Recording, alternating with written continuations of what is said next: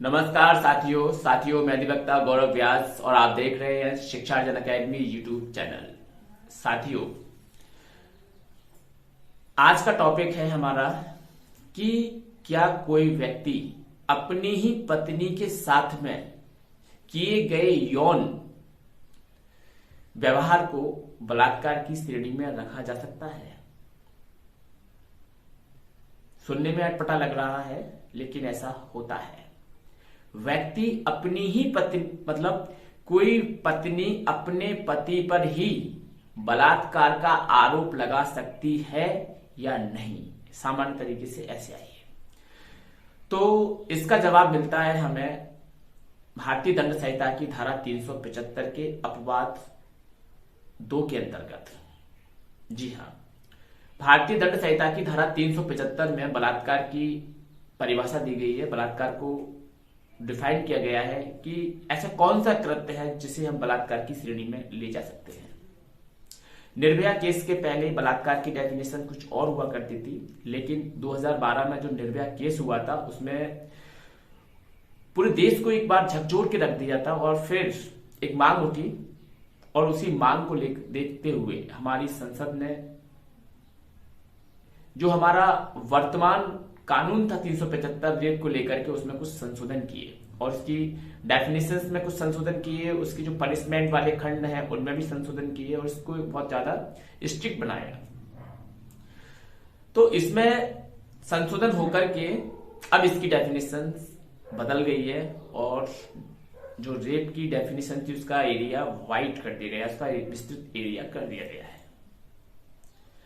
पहले कंप्लीट पेनिट्रेशंस को ही रेप की श्रेणी में रखा गया था, कंप्लीट पेनिट्रेशंस।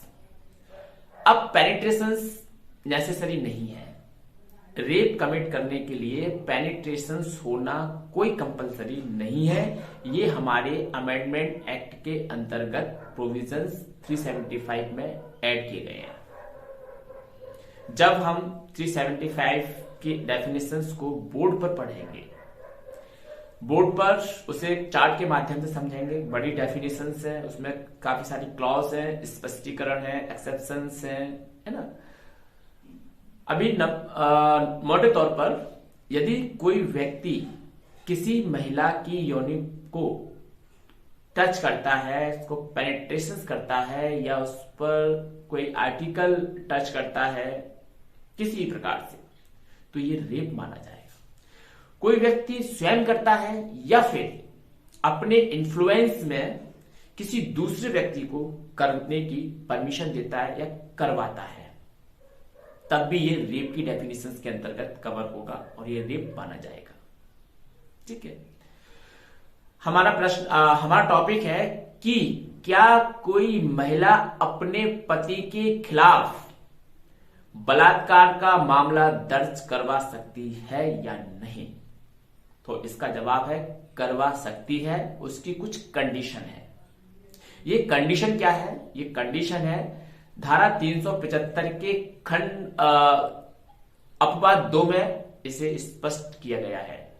यदि किसी महिला की उम्र 15 वर्ष से कम है और उस 15 वर्ष से कम महिला के साथ उसके पति के द्वारा ही यौन संबंध बनाए जाते हैं, तो ये रेप की श्रेणी में आएगा।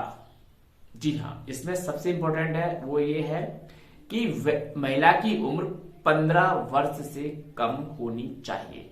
15 वर्ष से ऊपर नहीं होनी चाहिए। 15 वर्ष से ऊपर है तो फिर पति के द्वारा अपनी पत्नी के साथ किया गया यौन संबंध बलात्कार की श्रेणी में नहीं जाएगा। ठीक है, आपने देखा होगा अक्सर ऐसे कई मामले आपके सामने आते हैं जिनमें लड़के की उम्र तो बालिगी है, यानी कि बालिग है लड़का, लेकिन लड़की नाबालिग है। दोनों भाग जाते हैं तो उस लड़के पर जो भगा के ले जाता है लड़की को, उस पर सबसे पहला जो केस लगता है वो है डकैती, उसका किडनैपिंग का। जनरली यदि लड़की वाले का प्रेशर डाले और लड़की कुछ और बयान दे और ये कहे कि इसने मेरे साथ जबरदस्ती की है, जनरली ऐसा होता है कि लड़की जब रिकवर हो जाती है, वापस आ जाती है, तो उसके घर वाले लड़की पर प्रेशर डालते हैं कि अब आपको इस तरीके से बयान देने हैं, और उन बयानों में लड़की लड़के पर रेप के चार्जेस भी लगवाती है। कब? जब लड़की नाबालिग थी। लड़की यदि बालिग है तो उसको भागने का मतलब उसको अपनी मर्जी से कहीं पर भी जाने का, शादी करने का अधिकार है, लेकिन लड़की बालिग नहीं है तो उसकी कंसेंट नहीं मानी जाएगी। विशेष करके रेप के मामले में तो नाबालिग की कोई कंसेंट होती ही नहीं है। यदि आप इस बात को रिकॉर्ड पर लेकर के भी आते हैं कि नाबालिग ने यौन संबंध बनाने के लिए सहमति दी थी, उसने अपनी मर्जी से संबंध बनाए थे, तब भी न्यायालय इस बात को मानने के लिए तैयार नहीं होगा। कानून इसकी परमिशन नहीं देगा कि न्यायालय की कोई कंसेंट यानी कि सहमति होती है। नाबालिग की कोई इस तरह के मामले में कोई सहमति, कोई कंसेंट नहीं होती है। इसलिए पूरा के पूरा दायित्व उस बालिग लड़के पर होता है जिसने नाबालिग के साथ में जबरदस्ती, सहमति से संबंध स्थापित किए हैं। तो साथियों, एक मैटर ये हो गया कि लड़का बालिग है, लड़की नाबालिग है। अब एक मैटर और आता है कानून में कि लड़की भी नाबालिग है और लड़का भी नाबालिग है और दोनों ही भाग जाते हैं। ऐसी कंडीशंस में क्या होगा? तो ऐसी कंडीशंस में भी लड़के पर वही चार्जेस लगेंगे जो लड़का बालिग होता तब लगते, तो नाबालिग पर भी उसमें वही चार्जेस लगेंगे। अंतर इतना आ जाएगा, यदि लड़का नाबालिग है, लड़की को भगाते वक्त लड़का नाबालिग है, और यदि लड़की ने यह बयान दिया है कि इसने मेरी मर्जी के इसने मेरे साथ में दुष्कर्म किया है, तो सिर्फ उस पर 376 की कार्रवाई होंगी। और यदि लड़की इस तरह का बयान नहीं देती है तो सिर्फ उस पर भगाने के लिए किडनैपिंग का मामला दर्ज होगा। रेप का मामला दर्ज होने के लिए लड़की को यह कहना होगा, तभी रेप का मामला दर्ज होगा। सामान्यतः देखा गया है कि जब लड़की, मैं भी बता चुका हूं कि जब लड़की लौट के घर आ जाती है तो किस प्रकार से समाज का, परिवार का, रिश्तेदारों का, पेरेंट्स का दबाव आता है, तो लड़की उनके मन मुताबिक बयान देकर के लड़के को कितना हरास कर सकते हैं उतना हरास करने की कोशिश की जाती है।